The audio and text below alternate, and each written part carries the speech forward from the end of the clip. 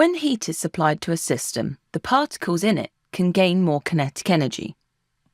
So a particle can be modelled as a ball of matter that's moving and vibrating. And particles carry kinetic energy, which gives them motion. Heat is supplied to the particle through heat flow from a warmer object, also through resistance and work done, for example. The movement of the particle increases because the energy supplied from heat flow is used to increase the kinetic energy of the system. So how can we measure the kinetic energy of these particles? The temperature of a system is a measure of the average kinetic energy of the particles in it. So say, for example, we have two water baths at different temperatures. The bath on the right has been heated, so it's at a higher temperature. So we can conclude that in the right-hand bath, the particles have more kinetic energy. But you don't need to know the specific relation between temperature and kinetic energy at GCSE. But what can we then say about the temperature of different states? Well, states of matter with higher kinetic energies will be at higher temperatures.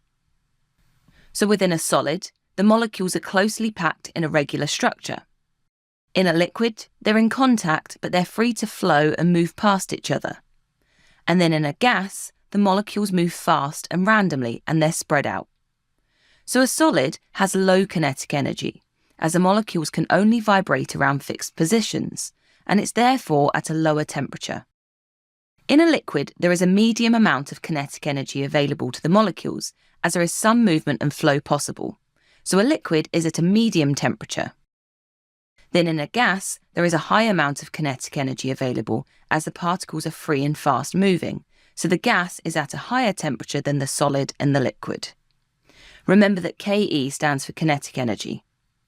So this is why, with increasing kinetic energy, there will be changes of state.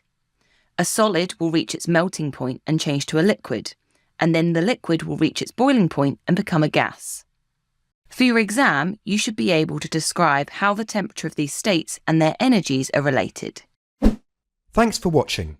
If you want to take your GCSE revision to the next level, head over to launchpadlearning.com and check out our smart learning platform that's been designed to get you top results in your exams.